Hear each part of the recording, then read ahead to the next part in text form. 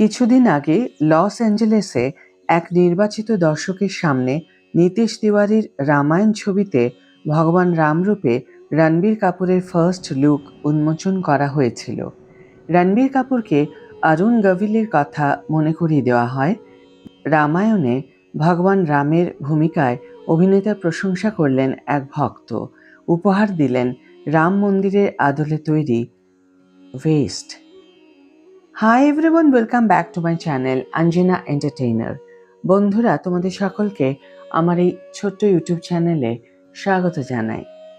নির্মাতাদের দ্বারা রাম ঝলক নামে অভিহিত রামায়ণ পর্ব 1-এর টিজারটি 2রা এপ্রিল অর্থাৎ আজ হনুমান জয়ন্তী উপলক্ষে বিশ্বের সামনে উন্মোচিত হয়েছে।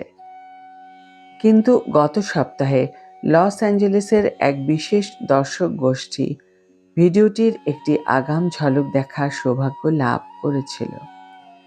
পরিচালক নীতিশ তিওয়ারি, প্রযোজক নমিত মালহোত্রা এবং ছবিতে ভগবান রামের ভূমিকায় অভিনয় করা রণবীর কাপুরের উপস্থিতিতে এর দর্শকের সামনে ভিডিওটি চালানো হয়। এখন স্ক্রিনিংয়ের একটি ভিডিওতে দেখা যাচ্ছে একজন ভক্ত রণবীরকে রাম মন্দির থিমের একটি ভেস্ট উপহার দিচ্ছেন এবং টিজারে ভগবান রামের চরিত্রে তার অভিনয়ের প্রশংসা করেছেন। মঙ্গলবার মার্কিন যুক্তরাষ্ট্রের একটি দক্ষিণ এশীয় বুটিক নজরানার অফিসিয়াল অ্যাকাউন্ট থেকে একটি ভিডিও শেয়ার করা হয়, যেখানে দেখা যায় এলএতে টিজার স্ক্রিনিংয়ের পর তাদের প্রতিনিধি রণবীরের সঙ্গে দেখা করছেন। তারা তাকে রাম মন্দিরের মোটিফযুক্ত একটি বিশেষভাবে তৈরি ভেস্ট উপহার দেন। পরে একটি ভিডিওতে রণবীরের প্রতিক্রিয়া দেখানো হয়, যেখানে তিনি সেই কাজ এবং এই উদ্যোগের প্রশংসা করেন। ক্যাপশনে লেখা ছিল, পুরো রামায়ণ টিমকে স্যালুট। এই সিনেমাটি অবশ্যই 4D থিয়েটারে দেখা উচিত। 2 মিনিট 30 সেকেন্ডের ট্রেলারটি আমাদের সারাক্ষণ শিহরণ জাগিয়ে রেখেছে। পুরো সিনেমাটি আমাদের যে আবেগঘন যাত্রার মধ্যে দিয়ে নিয়ে যাবে তা আমি কল্পনাও করতে পারছি না। এই প্রজেক্টটি হাতে নেওয়ার জন্য পরিচালক নীতিশ তিওয়ারি 22 এবং প্রযোজক I am নমিত মালহোত্রাকে সাধুবাদ। AR রহমান এবং হানজিমারির সঙ্গীতায়োজন এক কথায় অসাধারণ।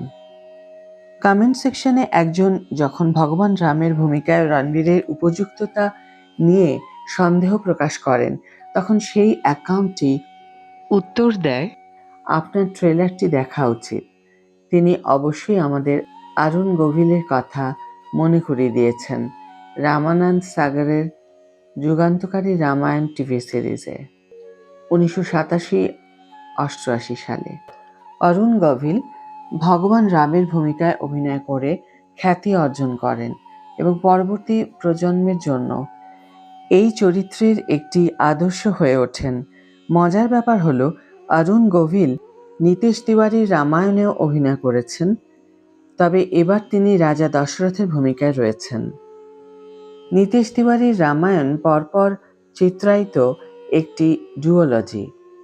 এই জনপ্রিয় ভারতীয় মহাকাব্যের সর্বশেষ রূপান্তরে ভগবান রামের ভূমিকায় অভিনয় করেছেন রণবীর কাপুর, রাবণের ভূমিকায় যশ, সীতার ভূমিকায় সাই পল্লবী, ভগবান হনুমানের ভূমিকায় সানি দেওল এবং লক্ষ্মণের ভূমিকায় রবি দুবে।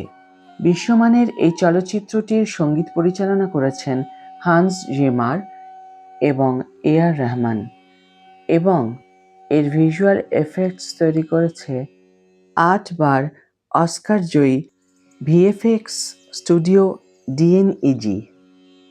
রামায়ণ পার্ট 1 2026 সালের অক্টোবরে প্রেক্ষাগৃহে মুক্তি পাবে এবং এর দ্বিতীয় পর্বটি 1 বছর পর 2027 সালের দিওয়ালির আগে আসবে।